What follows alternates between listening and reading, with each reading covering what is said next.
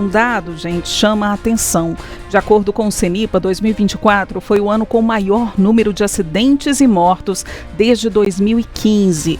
E mais uma constatação é a de que os acidentes ocorrem, em maioria, com aviões menores. E normalmente, aqueles que normalmente fazem voos particulares.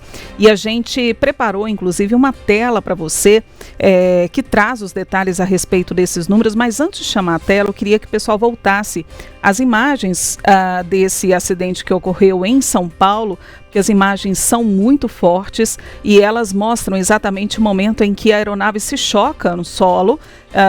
Há uma explosão, ele sai arrastando árvores e acaba atingindo um ônibus que também pega fogo e 7 pessoas tiveram que ser socorridas, mas infelizmente 2 pessoas que estavam na aeronave acabaram morrendo e elas iriam com destino a Porto Alegre. Essa imagem viralizou hoje, é a imagem do dia e sobre esses acidentes aeronáuticos, agora sim a gente traz alguns números que são importantes para a nossa reflexão. Exatamente, Adriana. São aqueles números que, baseados nos dados coletados com o CENIPA, o Centro de Investigação que nós mencionamos agora há pouco, dão um pouco da dimensão sobre como os acidentes estão ocorrendo. E ocorreram no ano de 2024 e agora, neste ano de 2025. Até o final do ano passado, registrado os 12 meses do ano, foram 175 acidentes. Acidentes considerados de aviação privada foram 65, com 58 mortes. Da aviação chamada agrícola, é aquela que você conhece, já viu, seja em imagens de filme, ou você que frequenta cidades mais do interior. Quem vai fazer, por exemplo, a utilização de defensivos agrícolas, utiliza determinadas aeronaves que podem servir para fazer a dispersão de alguns daqueles materiais. Então está tratando desse tipo de aeronave. As aeronaves chamadas regulares, essas que você encontra, vai ao aeroporto, vai viajar de Gol, de Azul, de viagens internacionais, da Latam e de outras companhias, foram 2 acidentes aéreos registrados, com 62 mortes no total. E há outros tipos de acidentes que foram 36 registrados na conta, na apuração feita pelo CENIPA, com 20 mortes registradas ao longo do ano de 2024. Lembrando que essa série histórica, iniciada pelo CENIPA, é a partir de 2015, que ele faz o compilado de dados daquele ano especificamente até o ano de 2024. Pois é, e a gente vai falar agora sobre esse assunto com o especialista em aviação, Fernando Pamplona. Professor, muito obrigada pela participação, pela presença aqui no Tempo News. Seja muito bem-vindo. Boa noite. Boa noite, obrigado, é um prazer. Boa noite a você, Adriana, boa noite ao Guilherme e a todos que nos ouvem. Professor, prazer tê-lo aqui para a gente refletir sobre o que está acontecendo na aviação. Apesar de todos esses números, a aviação ela continua sendo o transporte mais seguro para as pessoas, A gente vai vendo os acidentes acontecendo e, de certa forma, um medo vai tomando conta da gente, mas ainda é um transporte seguro. Sim, com certeza. Haja vista que eventualmente acontece uma situação qualquer, até nem tão grave quanto as que a gente tem visto recentemente, mas como há um avião envolvido, às vezes uma situação do outro lado do mundo é noticiada aqui com bastante destaque. Então é porque são eventos raros, e eventos raros se tornam notícia. Então ele continua sendo um meio de transporte extremamente seguro. Acho que é uma questão para a gente ponderar, professor, que considerados os números, por exemplo, de quantidade de voos realizados diariamente em quaisquer dos terminais, e principalmente nos das grandes capitais, ainda assim ele é um número muito pequeno em relação à proporção como um todo de quantas pessoas, em volume de passageiros e de aeronaves decolam e pousam todos os dias, não? Com certeza, são milhões de pessoas viajando todos os dias e a gente tem visto iminentemente acidentes com aviões pequenos, Com as companhias aéreas há digamos assim, um cuidado maior em função da legislação. A regulação para as empresas aéreas ela é bem mais rígida. A regulação para empresas de aviões privados ou aviões cujos proprietários são os pilotos dessas aeronaves ou que voam com seu próprio piloto, a legislação é um pouco menos rígida. Até porque, se não fosse, essa atividade seria inviabilizada em função da infraestrutura que existem, por exemplo, em fazendas, em locais menos providos, como cidades pequenas. Então, ela é uma aviação que tem um pouco menos de regulamento. O regulamento não é tão exigente, tão rígido quanto é nas empresas aéreas. Deveria ser. E eu te pergunto ainda o seguinte, os dados a gente viu agora há pouco, né, que o número de acidentes com aeronaves pequenas, normalmente um táxi aéreo, um jatinho, são maioria no número de acidentes de acordo com o CENIPA. Isso também se deve ao fato das pessoas estarem viajando mais a negócios, a trabalho e assim fazendo maior uso desse tipo de aeronave? Com certeza, esse tipo de transporte ele se popularizou mais, não chega naturalmente ao grande público, mas o homem de negócios, o homem do campo, quem precisa viajar para locais com uma certa rapidez, locais menos providos de meios de transporte convencionais, descobriu que a aviação de pequeno porte é realmente um grande aliado, uma grande ferramenta para esses deslocamentos para essas cidades que não são contempladas pelo grande transporte. Faz-se necessário o uso dessas ferramentas sempre que elas são demandadas. Agora, com relação à fiscalização em si, é preciso sim que haja sempre um rigoroso cumprimento de todos os preceitos, de tudo que prevê a legislação e os processos para que ela seja segura. Professor Fernando, aliás, estou tomando a liberdade de chamá-lo dessa maneira, como devemos tratar fatores humanos nesses tipos de ocorrências que nós temos registrado? Há sempre uma dúvida que surge entre as pessoas, olha, isso aqui tem participação e qual é a parcela que se deve olhar para fator humano quando se pensa no relatório final produzido pelo CENIPA, dizendo causas foram X, Y ou Z, e há maneiras de mitigar, seja com mais treinamento, com uma qualificação melhor, com aumento de fiscalização humana e técnica de alguma maneira. Como é que a gente deve tratar fator humano neste cenário? Ele tem de ser levado em conta como uma relação tão importante assim em relação ao aumento do número de acidentes que a gente registrou no ano passado ou não? Com certeza, Guilherme. A tríade de segurança de voo, ela contempla, inclusive, no seu símbolo, o homem, o meio e a máquina. O meio é o meio ambiente, ou seja, a infraestrutura, o meio onde nós voamos, nós trabalhamos. A máquina em si é uma máquina que é bastante testada, é bastante exigida nas suas homologações, na sua construção propriamente dita, na sua concepção. E o grande fator que entra como uma variável comportamental, uma variável, digamos assim, em todo esse processo, é o ser humano. E o ser humano, quando a gente fala em ser humano, a gente não está se referindo somente ao piloto. A gente está se referindo ao mecânico, a gente está se referindo ao controlador de voo, a gente está se referindo ao cara que faz o abastecimento da aeronave, que faz o carregamento da aeronave. Todos esses seres humanos, eles precisam ter uma consciência bastante grande do que acontece no dia a dia e a sua influência em evitar ou colaborar para um acidente. Existem ferramentas mitigatórias, com certeza, como você já falou. Nas companhias aéreas, inclusive, existem treinamentos obrigatórios que toda a companhia aérea, que eu digo toda, desde o atendente da reserva até o diretor da empresa fazem, que é um treinamento que chama CRM, que é um Corporate Resource Management, é o gerenciamento de recursos da corporação, onde esses conceitos de segurança são bastante batidos, bem inseridos nas empresas aéreas. Mas na aviação de menor porte, isso não é tão exigido.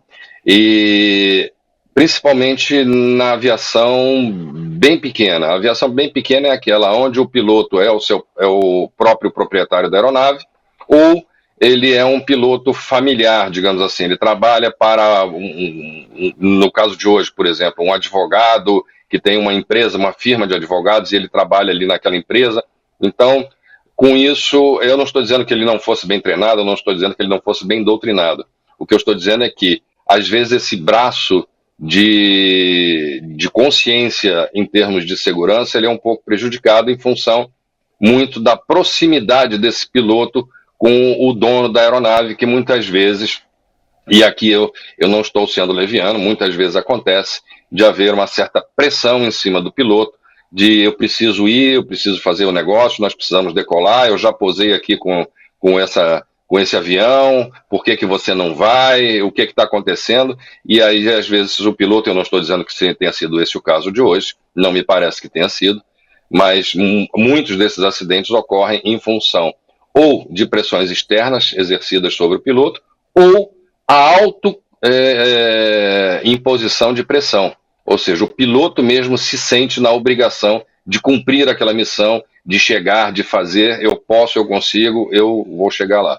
Um grande exemplo, se você me permitir, claro. Eu sei que eu estou tomando bastante tempo, imagino. Mas se você me permitir, um grande exemplo disso foi aquele acidente da Chapecoense, que houve, que vitimou o time da Chapecoense, aonde o piloto era um dos donos da empresa, e ele já tinha feito anteriormente um voo em que quase todo o combustível foi esgotado, inclusive com a seleção da Argentina, e aí para sua região, para Belo Horizonte, de Buenos Aires a Belo Horizonte, ele tinha feito um voo em que quase se esgotou o combustível, ou seja, ele foi ampliando, deu certo uma vez, deu certo a segunda, infelizmente não deu certo a terceira e vitimou todas as pessoas. Isso acontece muito na aviação de pequeno porte, em função da proximidade do piloto com o dono ou o proprietário da aeronave. Queria perguntar ao senhor, até para fazermos uma comparação, evidentemente que leiga aqui, sobre como é ser um piloto.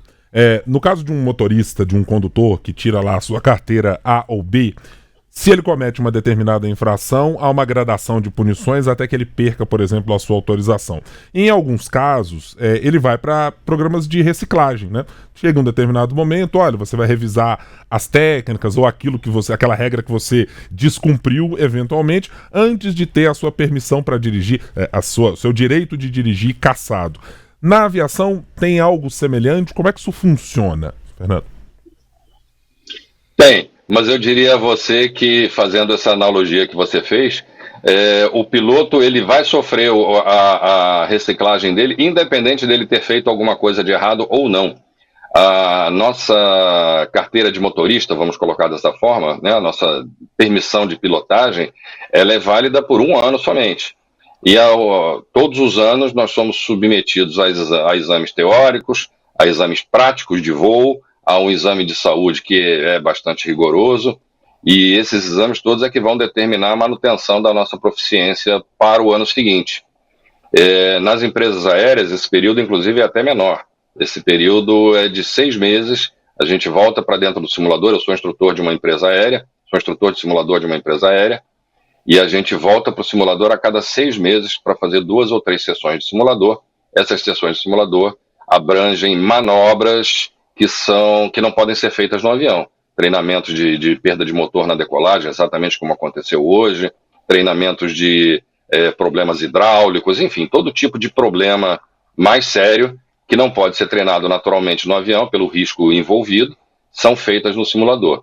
Na aviação menor, esse rigorosismo vai até um determinado tamanho de avião, abaixo do qual o treinamento é feito apenas em termos de proficiência do piloto, ou seja, ele vai fazer um treinamento básico a cada ano, mas não envolvem emergências mais reais. Não há uma simulação tão real de emergência quanto ocorre nas empresas aéreas.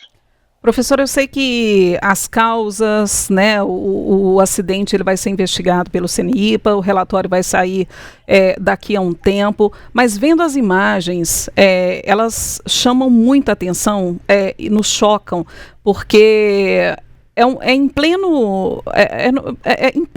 avenida muito movimentada de São Paulo, na Zona Oeste, A gente vê um sinal fechado, se aquele sinal tivesse aberto, talvez a tragédia seria ainda maior. Vendo as imagens, o que o senhor pode trazer para nós? Olha, é aquela tal história, né? Não basta um bom jogador de futebol, não basta ser bom, ele precisa ter sorte. E neste caso aí, eu diria que o último fator, a última barreira de segurança funcionou, que foi a barreira da sorte, porque poderia ter sido muito mais trágico.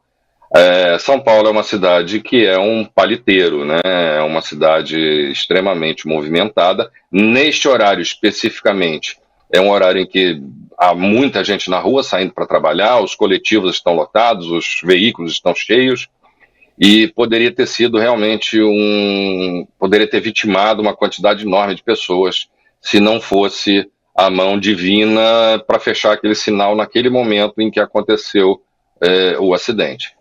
Você havia me perguntado, Guilherme, sobre as punições e eu fiquei te devendo. Eu falei sobre o nosso treinamento, mas não falei sobre as punições. Elas existem, sim. A agência reguladora, a ANAC, ela tem mecanismos para fazer essa repreensão e pode chegar até uma perda de carteira, sim. Isso aí é aplicado sempre que é constatado um auto de infração, assim como qualquer meio de transporte. Eu diria, professor, e queria lhe perguntar se, diante de todas as condicionantes que o senhor nos mostrou, tanto na aviação particular, no táxi aéreo, quanto nos outros, nos parece que, do ponto de vista de legislação, de organização e do funcionamento, há uma qualidade de se cobrar em bons termos que os pilotos se preparem bem, que a tríade mencionada pelo senhor, né, de máquina, do meio e do homem, estejam devidamente organizadas. O senhor vê de alguma maneira alguma necessidade de aprimoramento em alguma dessas partes ou em alguns dos setores da aviação especificamente que necessitem de algum tipo de calibragem? Eu vou falar até de ajuste fino para que não necessariamente não tenhamos acidentes, mas para que sejam critérios mais rígidos ou haja uma reciclagem com um menor tempo. O senhor vê alguma necessidade, olhando para o contexto global, olhando para o cenário brasileiro e para o número de acidentes que nós registramos especificamente no ano de 2024? Guilherme, quem diz isso não sou eu, são os números. Os números, eu acho que eles comprovam que é preciso que seja olhado com com lupa, com mais precisão o que está acontecendo, principalmente na aviação de pequeno porte. Eu tenho um perfil no Twitter que eu converso lá com pessoas somente sobre aviação, e eu coloquei lá que nós tivemos 3 grandes acidentes recentemente. Foi aquele na Coreia, nós tivemos o choque do helicóptero com o avião lá nos Estados Unidos, e tivemos aquele avião que foi abatido no Cazaquistão por um míssil. São acidentes completamente diferentes, completamente distintos, extremamente raros. Alguns são caso único na sua existência, e foram todos fora do Brasil. Aqui no Brasil nós tivemos basicamente acidentes com aviação de menor porte, com aviação, digamos assim, menos regulada. E os números mostram que é preciso que se bote uma lupa em cima dessa aviação para entender o que está acontecendo. Esses números sequenciados, como a gente tem visto, não são naturais, e tanto que eles extrapolaram em muito os anos anteriores, e com certeza 2025 já vem se revelando bastante ruim em termos de números de acidentes. E se o sistema é ruim, eu não sei, mas que precisa ser olhado com calma o que está acontecendo, se o nosso problema é de infraestrutura, se o nosso problema é de treinamento, se o nosso problema é de manutenção, enfim, o que está acontecendo nessa aviação de menor porte, porque o número de acidentes está bastante elevado, e até então os acidentes que nós tínhamos basicamente eram acidentes na Amazônia, em condições ruins, aviões de muito pequeno porte, menores até do que esse modelo, fazendo garimpo ou fazendo um transporte irregular. era a grande maioria dos acidentes que a gente tinha, ou eventualmente numa fazenda, e agora a gente está vendo acidentes com aviões que são considerados muito bons, tanto o avião do acidente lá de Gramado, quanto o avião do acidente de Ubatuba, quanto esse avião do acidente de hoje. São aviões, são modelos muito bons, consagrados, voam no mundo inteiro, são modelos muito seguros e os acidentes estão acontecendo dentro das cidades. Então a gente precisa ver, olhar com muito cuidado o que está acontecendo nessa aviação. Só para dar o crédito, inclusive, aqui e sugerir a quem quiser acompanhar sobre a aviação, como mencionado pelo Fernando Pamplona, tá aqui, ó, FD Pamplona. Não estou enganado não, né, professor? FD Agradeço. Pamplona, correto? Não. Tá lá na rede social X, o antigo Twitter, para quem quiser acompanhar também aqui os apontamentos que são feitos e tudo que é trazido pelo Fernando Pamplona, que foi nosso entrevistado aqui, com quem a gente conversou no nosso Tempo News. Quero agradecer ele muitíssimo pela participação aqui no Tempo News e até uma próxima oportunidade. Um prazer, fico à disposição.